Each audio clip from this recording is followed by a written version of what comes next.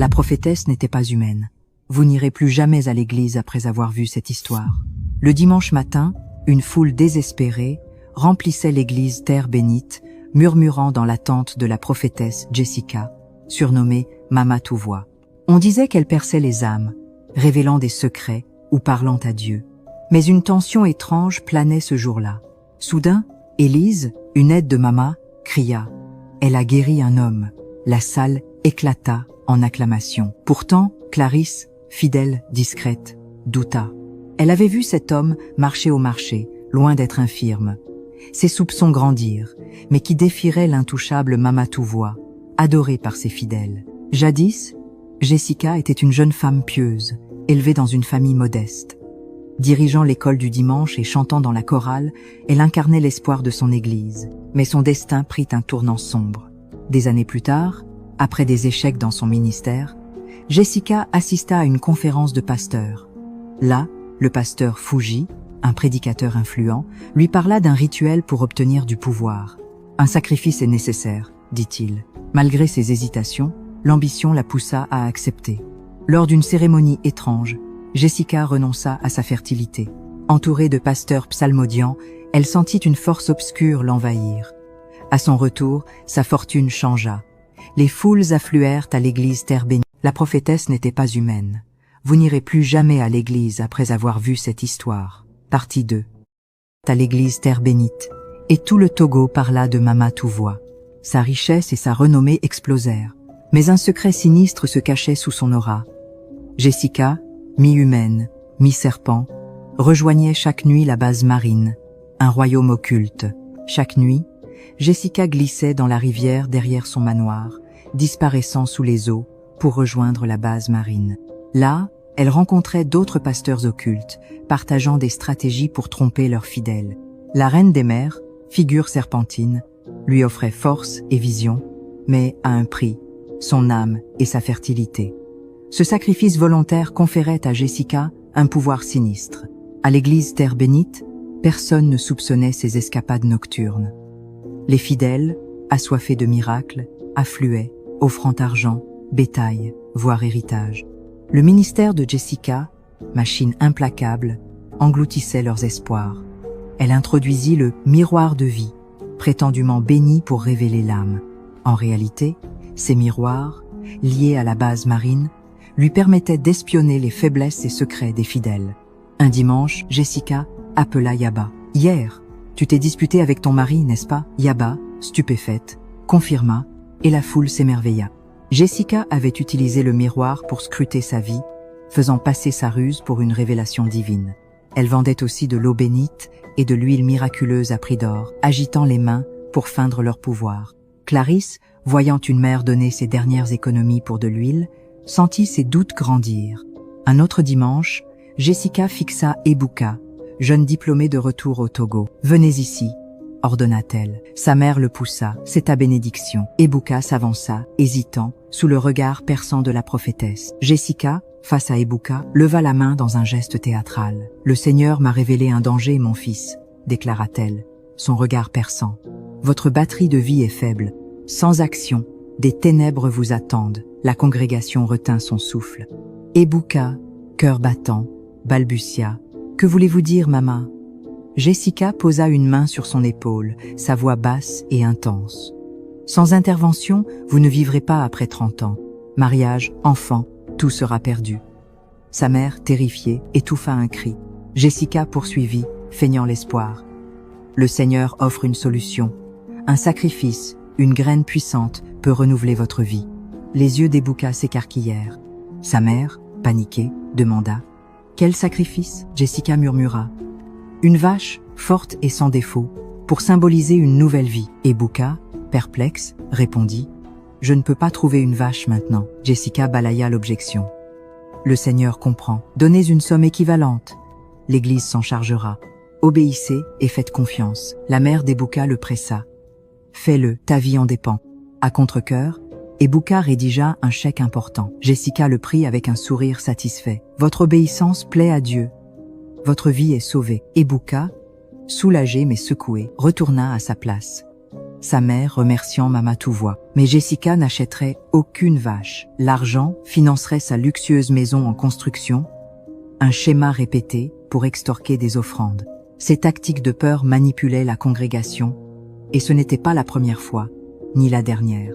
L'expérience des Bouka n'était qu'un exemple des tromperies de Jessica. Clarisse, observant discrètement, repéra un schéma, des prophéties mensongères pour soutirer l'argent des fidèles. Déterminée à exposer Jessica, elle priait pour libérer les victimes, malgré les risques. Clarisse continua de fréquenter l'église Terre Bénite, scrutant chaque détail. Lors d'un service, un homme en fauteuil roulant fut conduit à l'autel. Jessica posa sa main sur lui, murmurant une prière. Il se leva, feignant une guérison miraculeuse, et la foule exulta. Mais Clarisse reconnut cet homme du marché.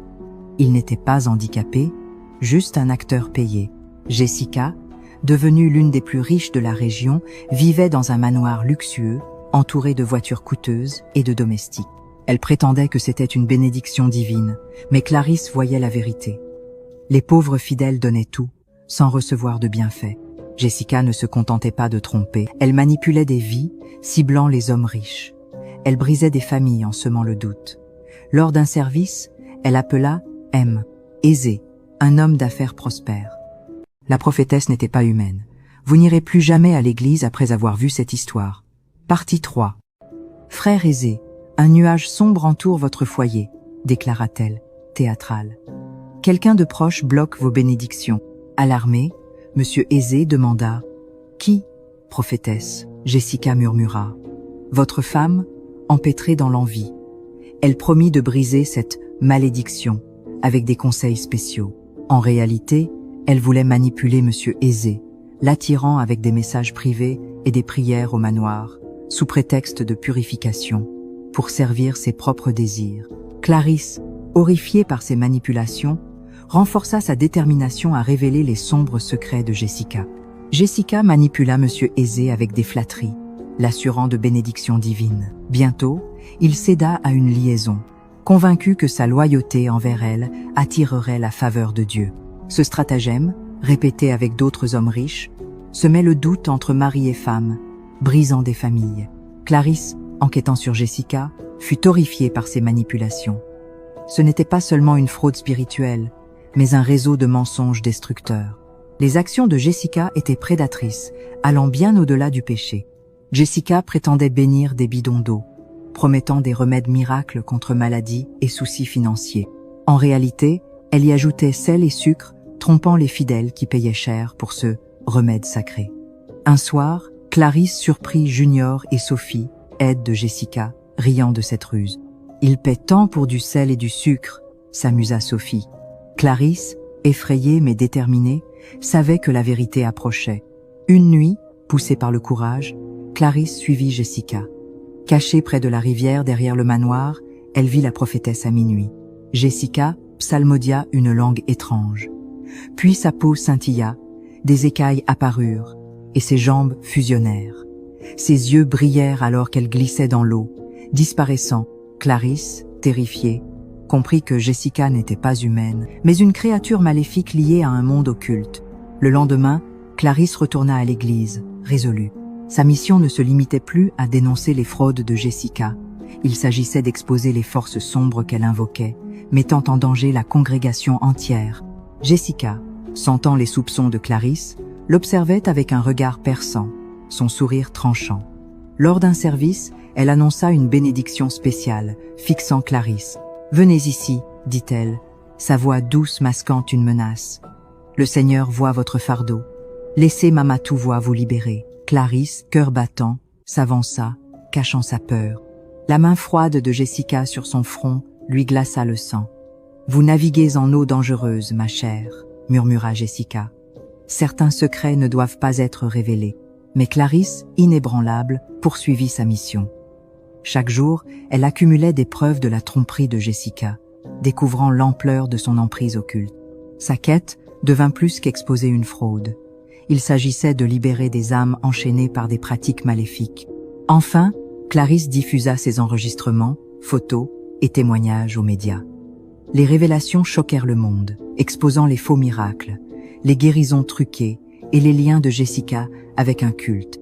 Les fidèles, trahis, pleurèrent leurs années et leur argent perdu dans cette illusion orchestrée. L'église Terre Bénite, autrefois vibrante, s'effondra sous le poids de la vérité. Dans un discours final, Clarisse s'adressa à la congrégation. « Mes frères et sœurs, cette épreuve nous enseigne une leçon cruciale. Un titre de prophète ne garantit pas la vérité. Soyez vigilants, cherchez au-delà des apparences. Toutes les églises ne reflètent pas la lumière de Dieu, et tous les pasteurs ne sont pas sincères. » Elle rappela qu'il existe de vrais serviteurs de Dieu, humbles et sincères, qui vivent simplement, sans exiger richesse ni sacrifices étranges. Leur bonté reflète la miséricorde divine. Clarisse quitta l'église, son courage ayant brisé les chaînes de la tromperie, laissant un message d'espoir et de discernement pour guider les fidèles vers la vérité.